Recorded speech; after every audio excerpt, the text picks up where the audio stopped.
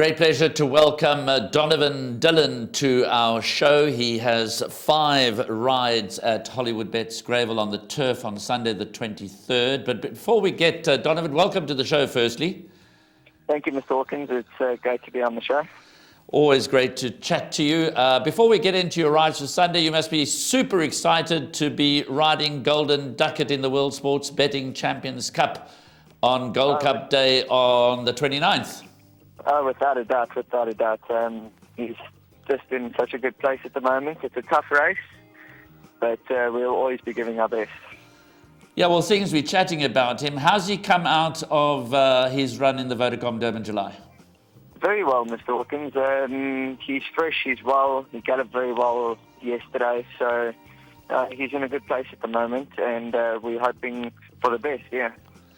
Okay, obviously he's going to be up against it at weight for age terms, taking on Rainbow Bridge and Do It Again. But that's for next week. 5 rides on Sunday, and you kick off with a very interesting run in the first race, number 12, Makara. I say interesting because obviously anything by Vercingetorix catches one's eye. This is a first-timer out of a mare by Dubawi. So beautifully bred. How's she doing at home? Yeah, she is very well bred. She's a nice type of filly. It is an open race, I thought, but she's a filly that's going to be progressing and that's going to come on, and we think quite a bit of her. I don't know if she could win first time, but she'll certainly be running at the line. I was going to say that you've got a tricky draw to overcome. You're drawn out at number 12. So the tactics likely to be let her settle, take her time, run on in the straight. Yes, 100%. Okay, race 2. Here's a horse that's very well exposed, but put in a very disappointing run last time when well fancied over the course and distance, finishing 10th behind the appeal. That was Lord of the Manor. He started favourite on that occasion. Any explanation for that below par effort? Yeah, you can basically put a line through that effort. He wasn't himself. He was a little bit run down. He was quiet. He was just, I don't think he was in a good space. He's fitting well now. I actually sat on him this morning, and he's feeling good. He's feeling happy. He's in a good headspace again at the moment. So last run was all wrong. The run before that's him. And Donald McDonald proved his ability when he came out and won again. And he ran third the other day again. So I think he's a big contender. He's drawn 1, and let's hope it all goes well. Okay, obviously the race looks fairly open, quite a few with chances, but as you've just mentioned, it doesn't do any harm to be drawn in pole position. 100%, and if the right horse comes on the day, you'll be a hard horse to beat. Okay, so we can expect a much better run from Lord of the Manor. Let's draw a line through his last effort. Certainly on his previous form, comes in with a bright chance. Your next ride is in race 4, the first leg of the pick 6. You ride a very decent horse, number 10, African Sunrise. First, second in its last 4 starts, so nothing wrong with the form. But this is not a handicap, so what are you expecting here? Look, we're expecting a big run from him. It is his first run back. He got a bit sick a while back with the virus, and he's actually come out of it quite well. And it was actually a blessing in disguise because it's allowed him to mature and sort of become a better horse in himself. He's not the easiest horse behind the gates.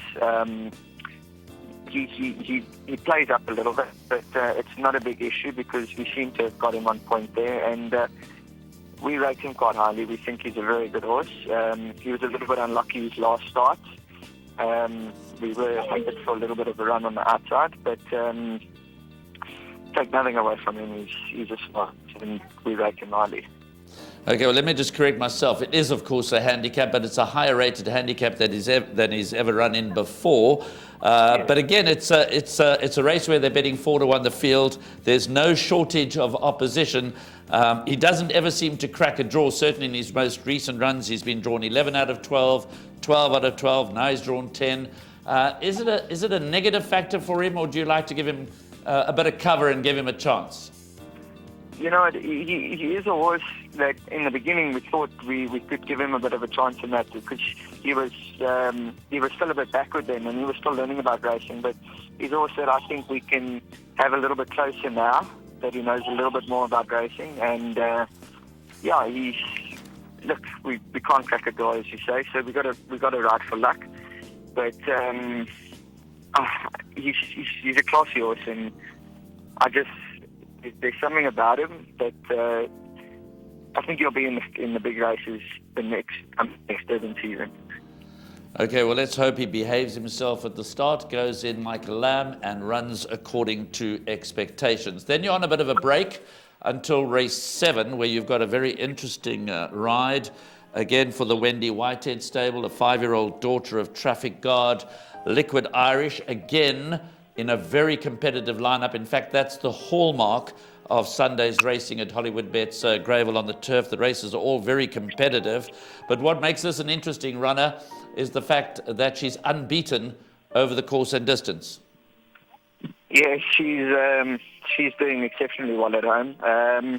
The one to beat in that race would be my stable companion. The way she's come down in the ratings and the way she won last time.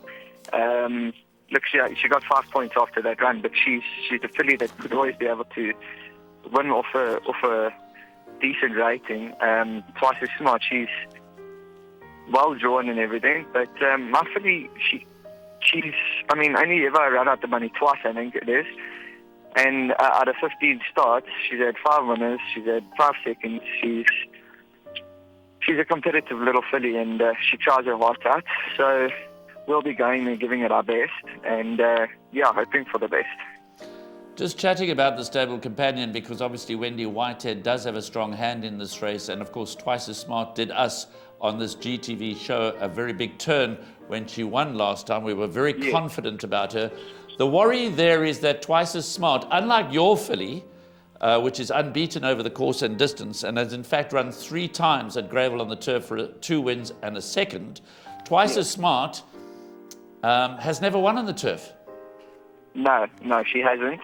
But she's run. If you go back, and she's run close-up races behind top fillies last season, and she sort of seemed to lose her confidence in that. But I think the way she won the last time has just boosted her confidence so much, and she, like you can see by the look of her in the morning, she's just got that confidence back about her. But take nothing away from my filly. I think Wendy's got a very strong hand in this race. Like you said, both horses will be very competitive. So you wouldn't be too surprised if Wendy Whitehead ran first and second in the 7th race. Let's move on to the 8th race. This is your last ride. Here you're riding for the informed stable of Com Naidu. Certainly his stable has turned the corner. Had another couple of winners at Hollywood Bets Gravel during the course of the week. This is a 4-year-old chestnut gelding by Flower Alley. This is number 9, Juniper Lane. Now, you've never ridden this horse in a race. What are you expecting? Look, it's in all due respect, it's not the strongest race around. She ran close up 3rd in a penultimate start, and last time I think it was just all wrong. I don't know if she was just not right. There was all those fires up at Ashburton with the smoke and everything like that, and a couple of runners ran unplaced and things like confusing runs out of them. But like you saw, Cummings filly bounced back on Wednesday to win by 5. I think this filly will come back and she'll put a good count of herself in this race. Okay, so we can expect a much better run from Juniper Lane. She is respected in the anti-post market. She's at single figures in the early betting. So Donovan, you're looking forward to a very good day. Which would you say is the pick of your rides? The pick of my rides, I would say, would be Africa Sunrise and Lord of the Manor. Okay, thanks Donovan. Always a pleasure to chat to you, and thanks for your contribution to our GTV show.